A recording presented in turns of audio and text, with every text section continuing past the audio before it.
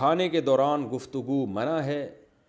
کھانے کے درمیان گفتگو کا کیا حکم ہے ابو حذیفہ نواب شاہ سے؟ کھانے کے دوران گفتگو بالکل جائز ہے، لیکن ایسی گفتگو جس سے کھانے میں ٹینشن نہ ہو. آپ نے کوئی پیچیدہ مسائل لے کے بیٹھ گئے، گھریلو جھگڑے وراثت کے مسائل لے کے بیٹھ گئے کھانے کے دوران، تو پھر کھانے میں دل نہیں لگتا، آدمی کا کھوپڑی ادھر کو جاتی ہے، اس سے بدہضمی ہوتی ہے، اللہ کی نعمت کی ناقدری ہوتی ہے. کھانا اللہ کی بہت بڑی نعمت ہے.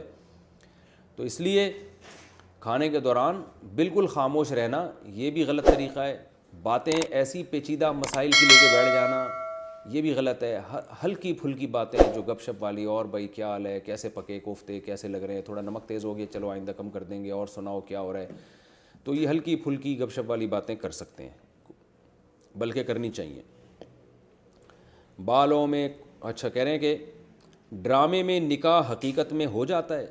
ڈرامے میں لڑکا لڑکی کا نکاح ہوتا ہے، اس کا کیا حکم ہے؟ حافظ زبیر امریکہ سے.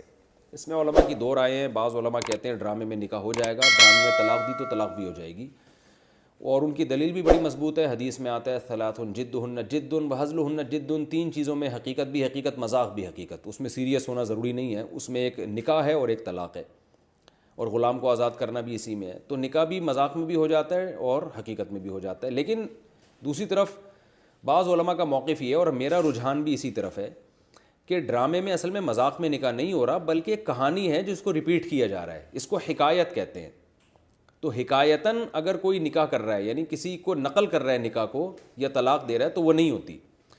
جیسے ہم کوئی کہانی پڑھ رہے ہوں، اب کتاب میرے سامنے رکھی ہے، میں کہانی پڑھ کے سنا رہا ہوں، اور اس کہانی میں زید کا میں ملفوظ پڑھ کے سناؤں کہ زید یہ کہہ رہا ہے کہ میں نے اپنی بیوی کو طلاق دی طلاق دی طلاق دی. تو میں اب لفظ تو میرا یہ ہے کہ میں نے اپنی بیوی کو طلاق دی، مگر وہ میں نہیں دے رہا، میں تو اس کے قول کو نقل کر رہا ہوں. یعنی وہ زید کا جو قول ہے اس کو میں نقل کر رہا ہوں. تو جو ڈرامہ بھی اصل میں کریکٹر ہوتا ہے، اس کے پیچھے کہانی ہوتی ہے، اسکرپٹ ہوتی ہے. تو ڈرامے والے اس کو کتاب کو پڑھ کے نہیں سنا رہے، ایکٹنگ کر کے سنا رہے ہیں اس اسکرپٹ کو، اس پوری کہانی کو. تو اصل میں وہ ہزل نہیں ہے کہ مذاق میں دے رہے ہیں، بلکہ وہ کہانی جو طے شدہ پہلے سے لکھی ہوئی ہے اس کو پڑھ کے سنایا جا رہا ہے اس میں. تو اس لیے ہماری رائے اس میں ابھی تک جو رجحان ہے وہ یہی ہے کہ اس سے نہ نکاح ہوگا نہ طلاق ہوگی. لیکن نکاح اور طلاق کا معاملہ ہے بڑا حساس، تو اس لیے اس میں ڈرامے والوں کو چاہیے کہ مذاق میں نکاح نہ کریں، یعنی حکایتاً بھی نہ کریں، کیونکہ بہت سے علماء اس کے قائل ہیں کہ طلاق ہو جائے گی بہرحال. تو طلاق اور نکاح ایسا مسئلہ نہیں ہے جس میں آپ اختلاف کی بھینٹ چڑھا دیں. اس کو احتیاط کے پہلو کو اختیار کرنا چاہیے. ڈرامے میں نہ طلاق دی جائے اور نہ نکاح کرایا جائے.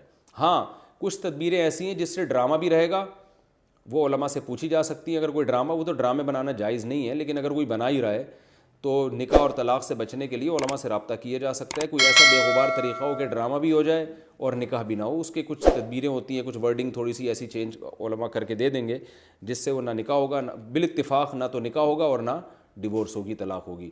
تو ایسے طریقے ہوتے ہیں. لیکن یہ کہ ہے بہرحال یہ اختلافی مسئلہ.